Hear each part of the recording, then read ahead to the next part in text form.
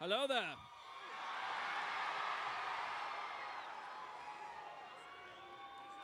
Bloody hell. That's That is a lot of people isn't it? and a lot of lightsabers.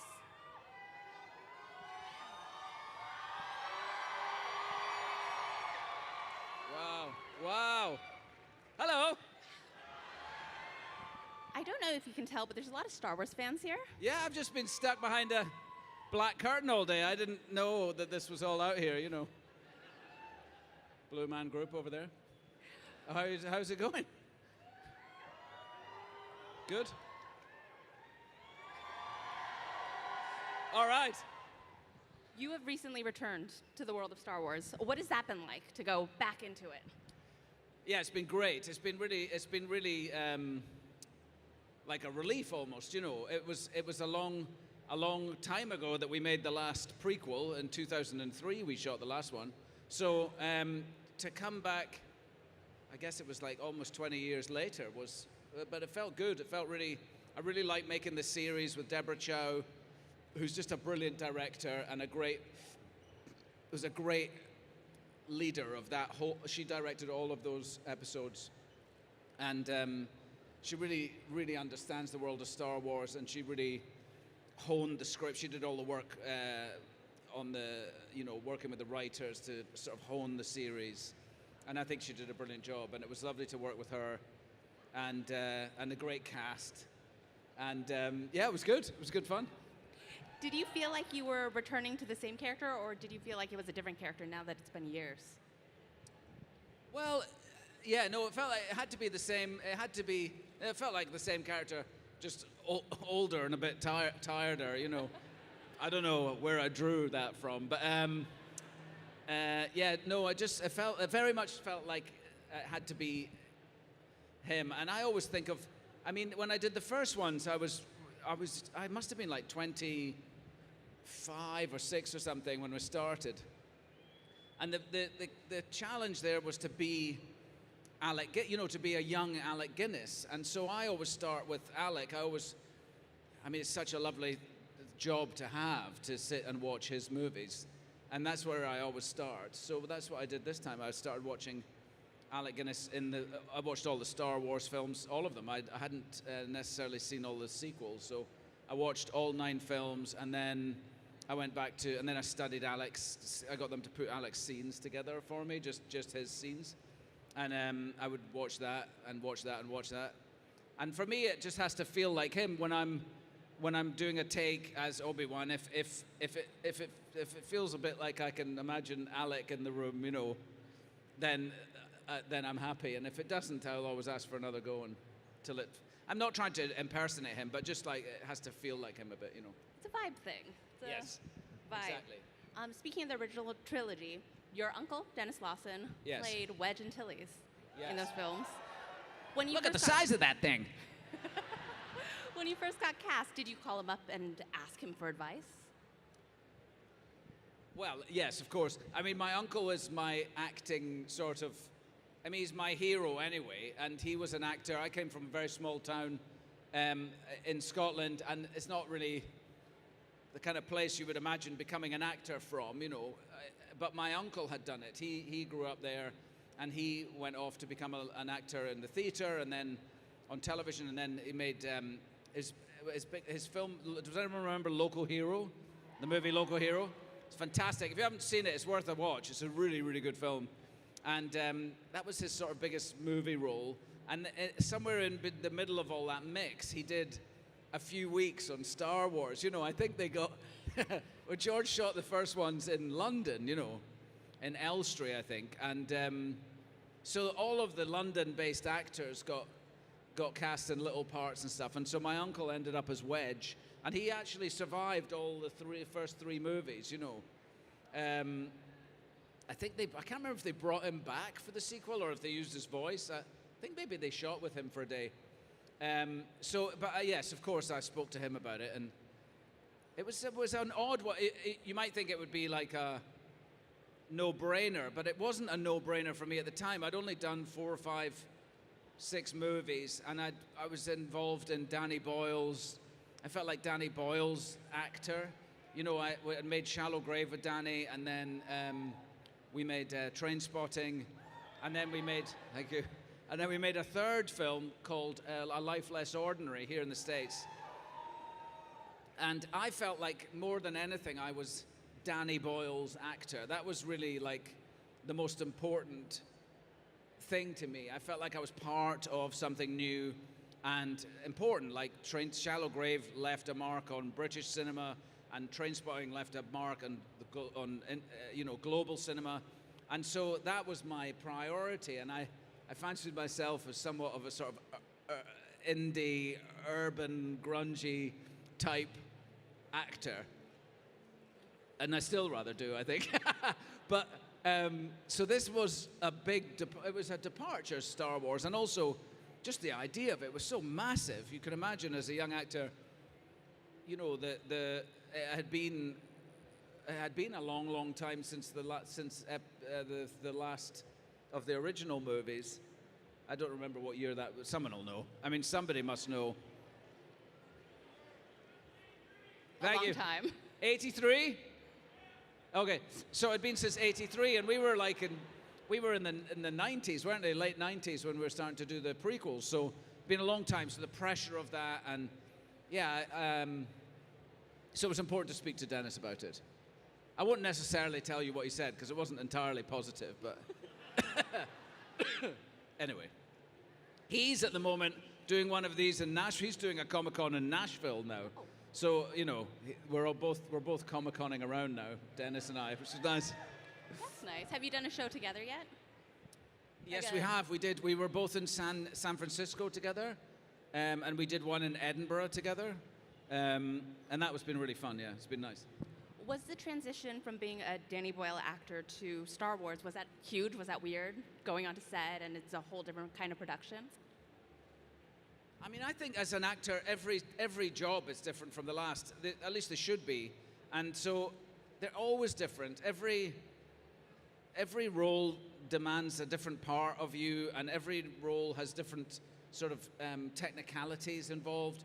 This was the first film like this this is the only thing like this. So, but it was the first time I'd ever done this much sort of blue screen work, or, you know, acting with things that aren't there.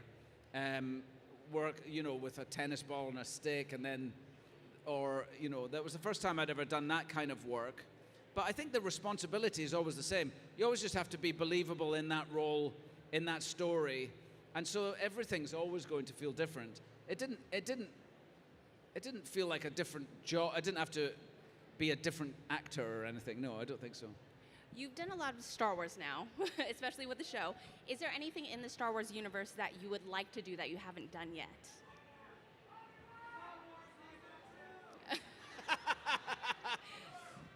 Obi-Wan Season 2. Yes! Someone booing? Someone booed. Who booed? You don't want it? He doesn't want Season 2. I don't know this guy. I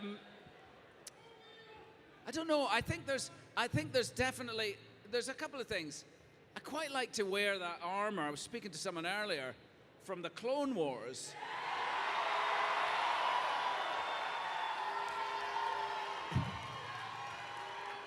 I think that would be something that I'd enjoy. But I was figuring out with someone in the autograph queue today that would mean I'd have to be young. You know, I'd have to be younger.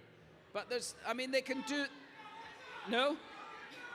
I'm good. This is a very popular choice. Maybe I just trim the beard a bit or something. Yeah, we'll be fine.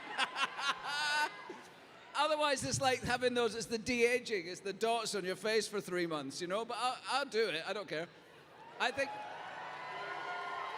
yeah. And that way, Hayden and I can really get back together again.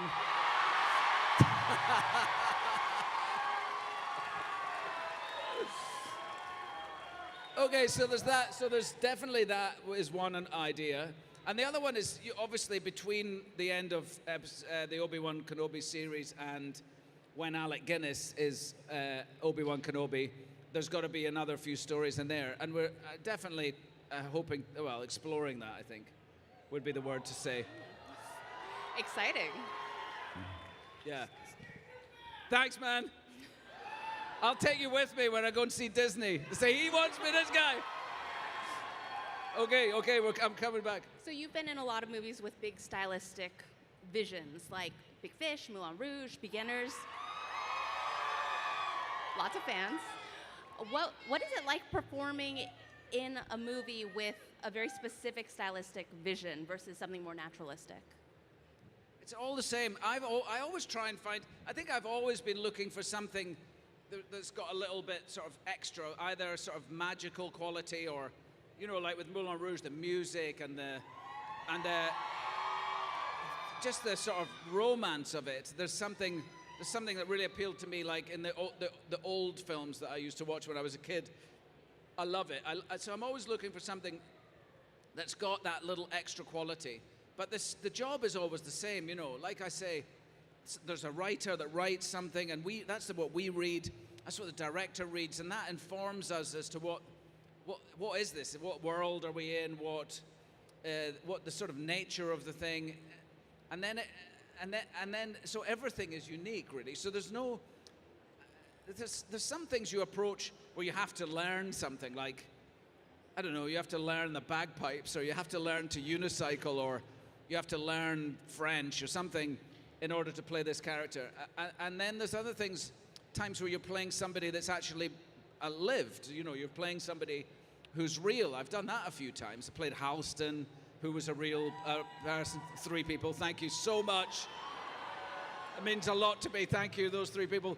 And in the past, I played Nick Leeson, who was a trader that brought down Bering's Bank. So when you're playing somebody who's actually existed, then you can watch their videos or read their writing or whatever. And that's that. And then other things you just are come straight out of your imagination. So there's different sort of lead up to roles, but at the onset it's always the same job, I guess. That's really interesting. Speaking of unique movies, you played Sebastian J. Cricket in Guillermo del Toro's Pinocchio, or you voiced him. I read that the role was smaller before you signed on. Is that true? I don't know. This is how. I think it was just about lockdown when I recorded the song for Pinocchio in a caravan in my garden with a mic during lockdown, because we just had to do everything remotely, you know. But when I went in to see Guillermo to do the first, I thought I was just going in for a meeting to meet him, to talk about it. I hadn't been sent the script or anything, so I thought, oh, he must just want to talk to me about it. So I arrived at this sound studio up near where the studios are in Hollywood. And I walked in, and I was in a recording studio, and there was loads of people behind the glass. And Guillermo's like, hey, how are you doing? It's nice to see you. He takes me to the lectern where there's the script and the microphone, and he goes, we'll start in your own time. And I made a big mistake, because I didn't tell him. I just thought, okay, I'm just going to do it. But I had no idea. I didn't know who this Jiminy Cricket was. I knew who the old one was, but so I just started to sort of blag my way through it as best I could until I realized that I was going nowhere, and I stopped him and I said, Guillermo, can I speak to you in here?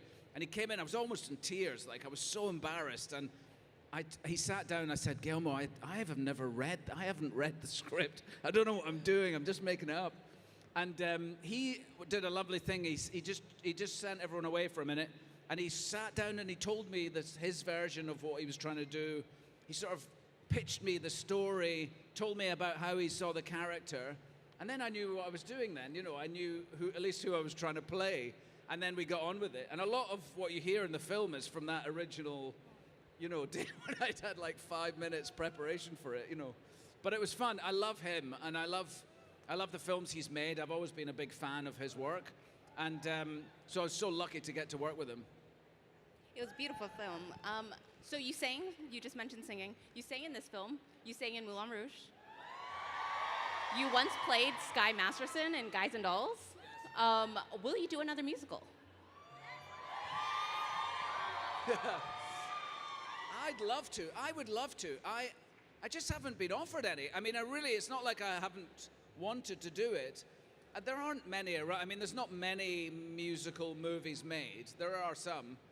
And I would love it. I tell you what, there was nothing like singing on set of Moulin Rouge. I'll never forget walking through the tango with the dancers going side to side, and with all that angst. And I loved it. I loved doing it. So, yeah, I would hope there will be more. I just don't know. They just haven't come my way yet, but maybe they will. Fingers crossed. Now that it's out in the universe, hopefully. Yeah. Speaking of singing, you also did Down with Love with Renee Zellweger. Thank you. This question feels very for me at this moment. You mentioned you're a fan of old Hollywood. Are you a big classic movie fan? Is that? Yes. I mean, I just grew up watching movies, and I love watching. I mean, I am a bit nostalgic, I think, so I do love watching older movies, and yeah, definitely loved all those comedies: Rock Hudson, Doris Day, Pillow Talk, all of those. I loved them. I sort of got it. As when I read Down with Love, I knew what it was about. Yeah, I certainly did. And it's nice. Peyton Reed, the director, is still a good friend of mine, and Renee I see now and again. I'm always happy to see her when I do. And yeah, it was a great experience making that film. It was something really, again, that sort of extra layer of magic on top that I'm always hoping to find. And you did a big dance number in that. I was wondering, training, I mean, you were kind of talking about this earlier, but training for a big dance number versus training for a fight, is it very different? Is it the same? Are you just kind of following along? Well, I think the fight rehearsals for the latest Obi-Wan series were really intense. And we went for like a good few months before we started filming. We were working in the fight gym 3 times a week, just for fitness as much as anything else, but also learning, drilling all the moves, all the different. It was really well done. Jojo, our fight coordinator, did a really amazing job at sort of training us, and then slowly learning the choreography for the fights. And then once you start learning the choreography, it does become a bit like learning a dance. It's the same, you have to be in the right place at the right time on the right leg, and so it's similar in a way. Yeah, it just doesn't hurt quite as much when you get it wrong in a dance as it does with a lightsaber. Hayden and I will tell you, like in the prequels, our knuckles were like, because we were using metal blades on the lightsabers then. They used the plastic. They're not dissimilar to the ones you have here that we fight with now, and they actually light up now and stuff. And in the prequels, they didn't. We had sort of some alloy blade, and there was a guy on the corner of the set whose job it was to just change the blades after every take. And Hayden and I, particularly Hayden and I, when we fought together, would just bet every take we'd have to have a new sword because we'd bend the blades. We just went at each other really hard. And there's no hilt on these. George Lucas thought we didn't need a hilt in his wisdom. And a hilt stops your knuckles getting wrapped when you get it wrong. So we didn't have one. We just got sore knuckles all the time, Thank you, George. What was the biggest technological change between filming the prequels and filming the show? What was the biggest change? You mentioned the lightsabers were different. Were there other Yes, big? the biggest change was we used that thing called the volume, which is like a 300-degree wraparound. It's probably about as big as this area here, to where you guys are. It wraps around. It's almost 360, but not quite. And the backgrounds are projected onto it. Well, no, they're not projected on it. They're played on it. And when you point a camera at them and move the camera, it alters the depth of field and stuff in the image. And so when you're acting on that stage, there's no blue screen anymore, no green screen, which I'm not a fan of. I don't know if you've ever read any of my interviews about the prequels, but I wasn't a great fan of the blue screen environment. And this just takes it away. Suddenly, if you're in the desert, well, you feel like you're in the desert. Or if you're in, we had in episode 2 or 3 of the series, we were in this big city with towering skyscrapers and stuff, and it felt, you walk in, you're sort of in that environment already. So that was a massive difference. But everything else was, well, on the second episode, the second prequel, we used the first ever digital cameras. We've shot the first one on film, and the second one, we had these early generation digital cameras with huge cables coming out the back of them into a tent in the corner that sort of hummed, you know. It was so new at the time. And now, of course, we've got digital cameras in our phone. You know, you could shoot Star Wars on that. He's shooting Star Wars on it right now. All right. In a couple of years, it'll be 30 years of Trainspotting. There's no need to say that. I mean, okay. A few years ago, you reunited for T2, but do you all stay in contact? Are you in a text group? There is a little, because Trainspotting's used in, it crops up all the time. Political campaigns use the poster for Trainspotting. There was one recently in Britain when there was the general election that had all the British MPs, all the Conservative MPs on, like with their heads on our shoulders from the poster, you know? And so there's a little email group with all of us on it that we sort of post, you know, we talk to each other about those kind of things. And so we do keep in touch. We did joke when we did T2, because that was 20 years after we made the first one. We did joke about doing a third one in our 70s, you know, when we're all in the sort of geriatric home for ex-drug users, you know, from Scotland. Back on the drugs, it might be. I mean, the Full Monty just did a TV show, so you could always do a Trainspotting TV yes, show. there's every opportunity. I hope so. I do love those guys so much, and that film was it was an amazing experience to be in that film, and so we're all bonded together forever with the cast and Danny Boyle, and it's an amazing. I'm very, very proud of that one.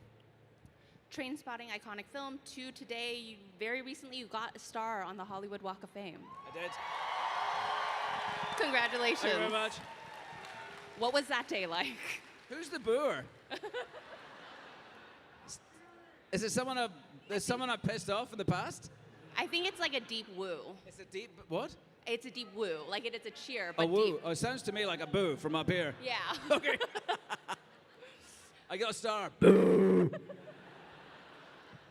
What was that day like? Oh, it was fun. It was really. I had no idea what to expect from it. To be honest, I didn't really know what it would mean until I saw it on the. You know, they reveal it. The best thing was I had all my family there. I had my kids. I was with my wife Mary, and Esther, my daughter, wasn't able to be there because she was shooting she's acting in a series in Canada at the time, so she wasn't able to be there. But so that was a great shame, because other than that, I had all my kids there, and it was a real family day. It was really nice. Yeah, it was nice. And when they revealed it, and you see your name down there, it was like a moment. I went, oh God Almighty, that's a star with my name on it. It was good. It was nice, and I like the idea that it's there. And the best thing is, it's right next to Carrie Fisher's. Yeah. I was just going to ask about your neighbors, your star neighbors. That's like the perfect star neighbor. I loved Carrie so much. I met Carrie. We became friends. You know, I was so lucky to know her because I loved her so much. As a child, I was, deeply in love with her. When I was, as a lot of men my age probably in this room will say they were as well. And when I met her, we had, of course, I'd done Star Wars by this time, so we had that in common. And she used to make me laugh. So she was so funny. We co-hosted during the Oscars and stuff. There's people like throw parties for a movie to try and we ended up co-hosting stuff at her house, which was just always such a laugh. Yeah, it's a great shame that we lost Carrie. But anyway, I couldn't believe that I was lucky enough to be right next to her on the Walk of Fame. That's nice. That's incredible. Star Wars history. It's passing. It keeps going. Is the amazing thing, right? Yeah. So you've done a lot of motorcycle-based projects, documentaries. What drives you to do this long-term motorcycle travel? Like, what is it? Just like a glutton for punishment or something. I don't know. I started doing. I've always ridden motorbikes. I love riding motorbikes. And I started doing sort of trips when I finished a movie. It's so intense making a film, and there's so many people around, and also as an actor, all of your sort of your sort of decision making as a human being is sort of removed from the equation, you know. So you're told we'll pick you up tomorrow at 6:30 in the morning, and you'll be taken to. You don't have to think about where you're going. You arrive. You know somebody's telling you these are the scenes you're going to shoot. Someone asks you what you'd like for your lunch. You know, you don't have to really think about anything other than the job at hand. I suppose that's why. So at the end of it, there's a sort of reintegration into real life when you have to you have to start doing all those things for yourself again. And I thought so I started taking motorbike trips. Like the first one I remember was in Australia after Star Wars. No, after Moulin Rouge, or maybe in the middle of Moulin Rouge. Took a long bike trip there. And then after Big Fish in Alabama, I bought myself a Harley Davidson down in Alabama, and I rode it back to LA when we finished. It took me 4 or 5 days, and I thought it was a fantastic way to sort of decompress, you know. And all of my decision making was back on my own shoulders at that point. Like, where do I stop? Where do I get petrol? What do I have to eat? All of those things made me sort of a human being again. And I just like stuck with it. And then Charlie and I, my friend, were talking about doing a trip to Spain or something. And I from that point I was living in London. And it's, it's great to ride to Spain, that's fine. But I read this book called Jupiter's Travels, written by a guy called Ted Simon. And it changed my life really, because he rode around the world in 1971 or 72, which is when I was born. But he did it on a Triumph, and it took 4 years to do it. And he wrote this beautiful book, Jupiter's Travels. It's a really lovely book to read. You don't have to be into bikes to read it. It's just a great book about the world. And I started talking to Charlie about that. Like, why don't we... My ex-wife was brought up in China, and I thought maybe we'll ride to China, from London. And then I was looking at the map, going, well, what do we do? What do we do when we get there? Just come back? And so I got a world map. And I was looking at the world map, London, China, and then I just thought if you keep going and you come on this page over here, you come back to London, and it's pretty much a straight line. And so that became our first trip, Long Way Round, which is available on Apple TV Plus or Apple TV, whatever it's called. And that changed our lives, because we did that in 2004. We did the whole African continent in 2007. We did the Americas in 2019. And then we just did another one that we just finished this summer, which is our 4th trip, which will be on the television next year, I think. That's exciting. So tune in. What's the longest one you've? I assume it's the I think China. Long Way Round was the longest. It was over 20,000 miles, and it was like 4.5 months. Yeah, it was amazing. It was amazing. I mean, we went through some pretty amazing places. We rode through Kazakhstan, which is a fantastically different place, from our sort of cultural understanding, and then we crossed Russia, and we crossed Mongolia, and I loved lots of the first trip. But it was brand new to us. We didn't know really what we were doing, but we had a great time. Do you have a dream trip that you want to do that you haven't done yet? I have places I'd like to go back to. I'd love to go back to Mongolia. I met my daughter on the first trip in Mongolia. I met her in this place and adopted her, and she's 23 years old now. And I'd love to go back there with her again and explore Mongolia a little bit. I'd love to go back to Alaska. I loved Alaska. I thought that was so cool. The northwestern part of Canada I really liked. There's still lots of places in America that I haven't experienced and explored, and I'd love to do that. I think traveling on a bike is by far one of the greatest ways to get to know anywhere, So, yeah, lots more trips to go to, I think. How do you handle the weather? Is like the first question that comes to my brain. Yeah, well, you just have to sort of, the riding kit you can buy these days is sort of, you're good to go. You've got, you've got vents if it's hot. It's already waterproof. And you can put layers on if it's cold, and you just have to be able to stay dry really on a bike. I mean, if it's too cold, you just have to stop. There's no point riding if you're freezing. It's probably quite dangerous to do. So you'd stop and you'd have a cup of coffee and heat up a bit. It's the wet really. You just have to make sure you've got a really good waterproof layer, and then you're all right. Speaking of important clothes, what is your favorite costume that you've ever worn in your entire career? Ooh. Which one? What?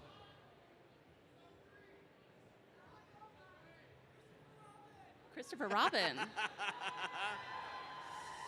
You see, it's not fair to have I don't have favorites because it just wouldn't be fair to them, you know. I've loved so many. I'm really lucky. I've loved so much of the work I've done. There's very few movies I've made that I didn't enjoy. There's a couple, but there's not many. And so I don't like to single them out, really. If people ask, what's your favorite movie you've been in? I never know what to say. I've loved so many of them. There's films that have been important to me, but in terms of the costume, I mean, Obi-Wan is so iconic. That's... I mean, it's just hard to beat that. When I came back to do the series, you know, it had been, like I say, it had been a long time, almost 20 years. And I went down to do some casting with some of the young actors who were in the series. And they wanted me to read scenes with them. We went to the Mandalorian set on a Sunday when they weren't working, and I went to a dressing room, and there was I don't know if it was my original costume, but it was Obi-Wan's costume hanging up, and it stopped me in my tracks. I was like, oh my God. And I put it on again, and I was like, oh my God, the boots were the same pain in the ass to put on that they used to be and stuff. And but anyway, so that one maybe is the most iconic one I've had to wear. But I've been lucky to love most of the stuff I've done, so I wouldn't like to pick it. If you don't have a favorite role, what do people recognize you for the most, like when you're walking down the street? People mostly come up to me with my bike trip now because that's me, you know. And I think people, because that's just me being me, and so people are happy to talk about that in a way where I'm not a character in something. Today it's been robots. Everyone's been talking about robots today. I voiced a character in Rodney Copperbottom, and today that's been the main feature of the day. It's interesting. That's very exciting. It's like Yeah. a themed day. Yeah. When you prepare for a voice role like Cricket or Transformer, how is that different from when you prepare for something live action? Well, that's different because you get to do every line. Generally speaking, the disappointing part about animations is that you tend to do it on your own. Like you go to a studio and it's just you there and the director and the producers, and so you don't often get a chance to actually play the scenes with the other actors, just because of logistics, I guess. But what you do get the chance to is to do that one line over and over and over again until you're all happy with it, you know. Which isn't the same as if you're doing something on a camera. Of course, you do several takes, but you're not honing in to try and make it perfect. And that's what makes it different. That's also, for me, what makes it a bit frustrating, because you end up doing it for a long time, you know. And like over 2 years, you'll come in, because I think you're there doing animation while you're doing the recording, and then they keep getting you to come back to change lines or to change things. So that goes on for a long time. I like to be in and out, you know. I like to do a job and then I'm on the next one, you know. So. And then you're on your bike. And then I'm on my bike, yeah. When you're walking around or when you're signing, taking photos, do you have any like favorite fan interactions?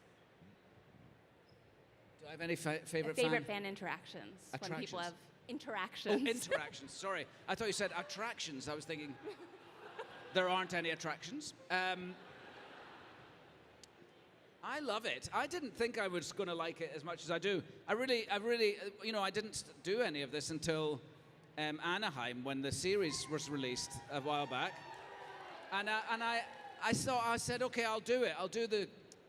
I just had never done a convention. I didn't know what I thought it was, but I didn't think I wanted to do that. And then when I did, I said, because we were there anyway, I said, okay, I'll sign some autographs, I'll take some pictures. But I really liked it. It's just nice to meet you all. And I know it's always too short, and it's frustratingly short for us, as it must be for you. But there's these huge queues, and they just try and move everyone through as quickly as they can. But we always try and just share a moment, you know, so at least you've met somebody. And I've always enjoyed meeting you all. So it's that. It puts a face to the people who like films, and I like making them, and you like watching them, and we get to meet each other. It's nice. Yeah. Boo. Speaking of making films, television shows, we're in LA. I assume there's a lot of aspiring actors out here. Do you have any advice for them? I don't know. I don't really know. I think the best thing is to do it as much as you can, like work, make films with your friends. We're in a world where there's so much, it's so easy now to be able to do, with like I say, with an iPhone you can make a movie. Right? I think watch stuff. Like, it's amazing how many young actors don't, everyone has their generational references, right? And I appreciate that. And I was born in the 70s, and the movies of the 70s were particularly good.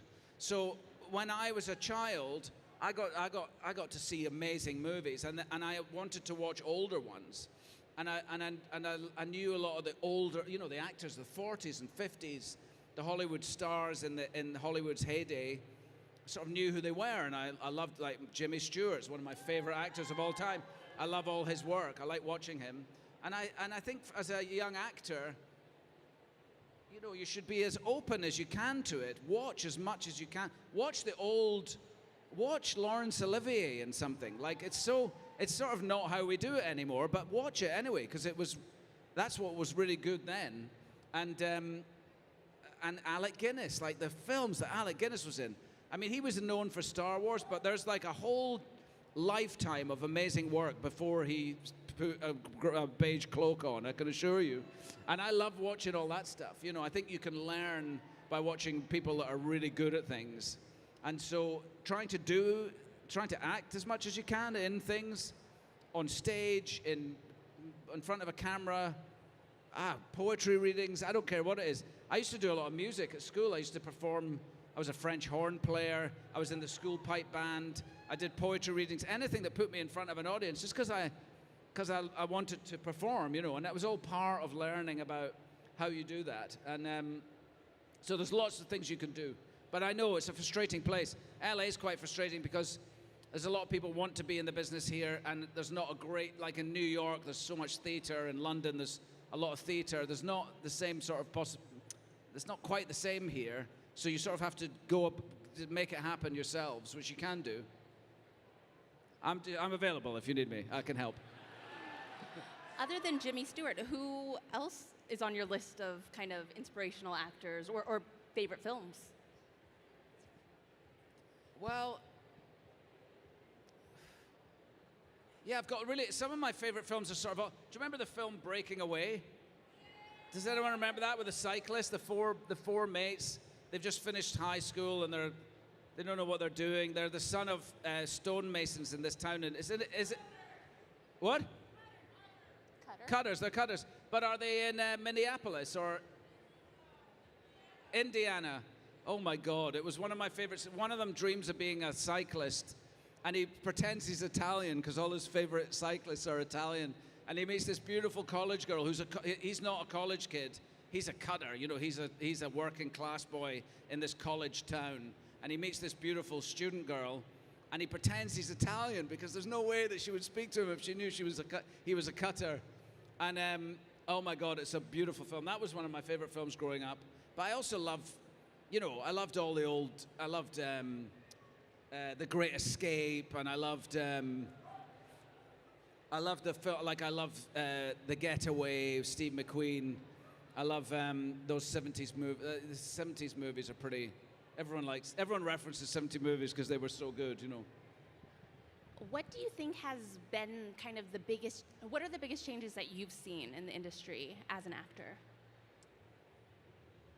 I mean, at the moment, it's all over the place. I don't know, because we had the streaming platforms come in, and then so everyone's making TV series and not making movies, and then because everyone's got the streaming services in their homes, less and less people are going to the cinema, so nobody knows how to gauge anything anymore, It used to be, like I read this morning, there's an article about a big movie that's just opened. They were talking about its terrible opening weekend. And I was thinking, what is an opening weekend anymore? There isn't such a thing, because people generally aren't going to the cinema so much anymore.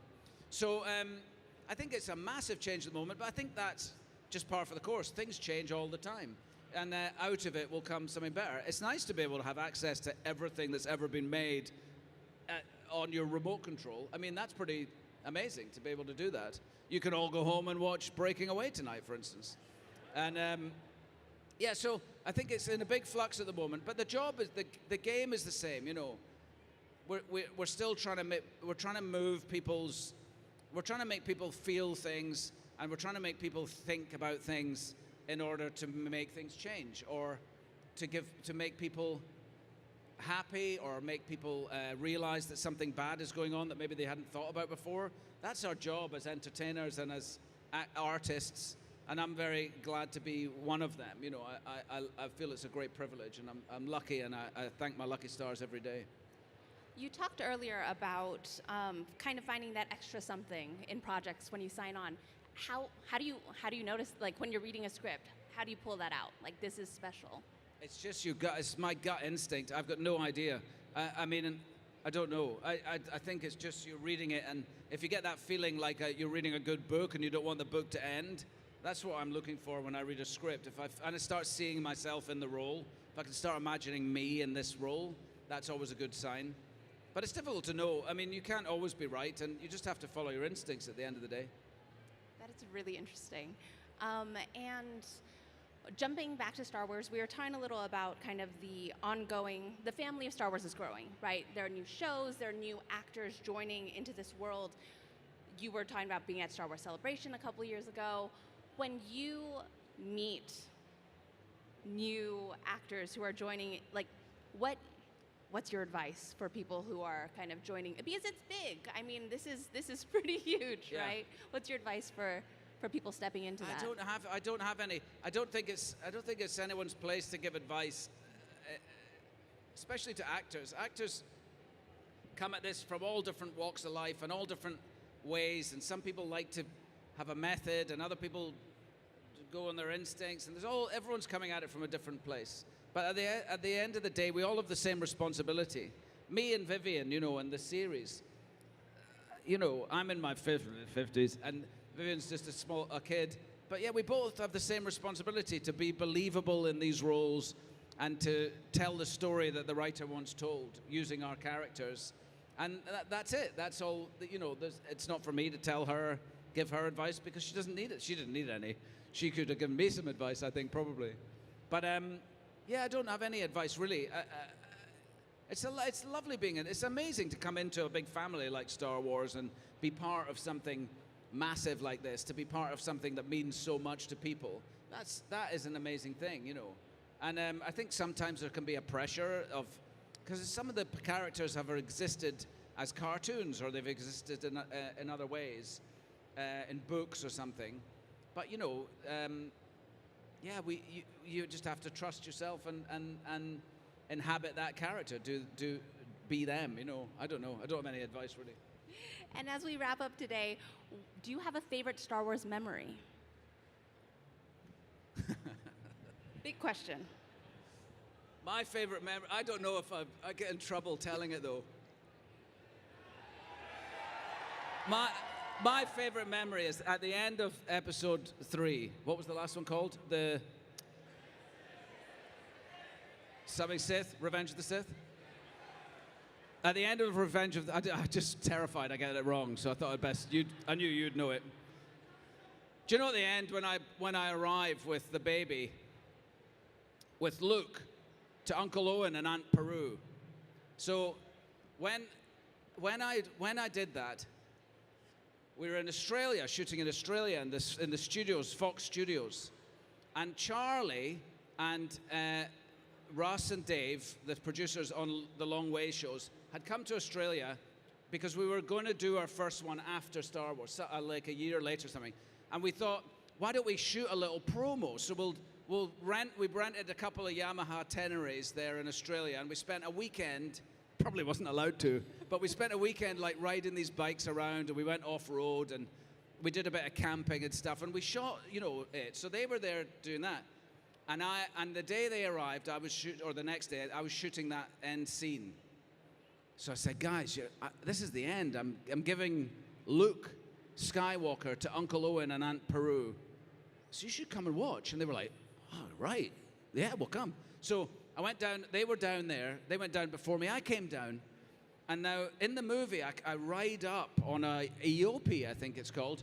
I ride up, and I have to get off the horse, the Eope, and I have to walk over, and I give the, I think it's Uncle Owen's over there, I give the baby to Aunt Beru here, and Owen comes over, and we all look at the baby for a minute, and then I walk off, and I get on my Eope, and I ride away. So that was the scene. So I came down, and all my mates, Charlie and the boys, are sitting over here.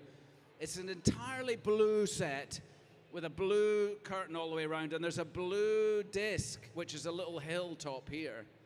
And here, where we are, is a gym horse that's painted blue. It's all it is. It's a gym horse.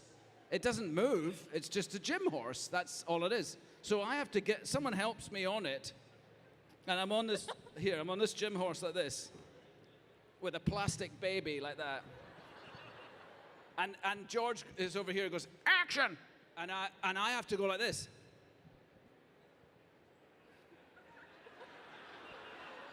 That's the Eope walking, but it's not moving. I'm just pretending. It's like this. And then I think, that's probably far enough. So I stop it. Oh. And I know my mates are over there going. So I get off, I jump down, and I walk over with the baby, and I pass the baby over, and Uncle Owen comes over.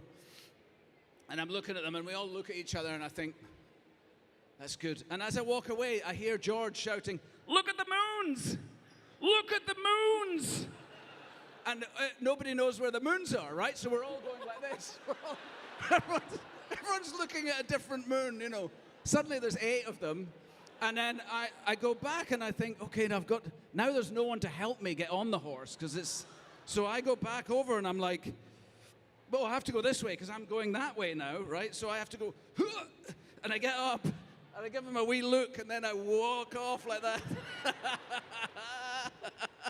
So that's my favorite bit.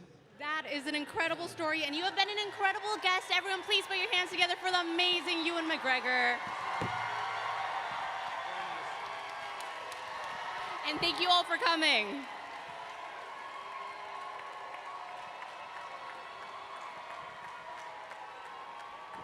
You're just fantastic. I've loved speaking to you, and I'll see you, the guys tomorrow that I'll see tomorrow, and good night, LA. Cheers.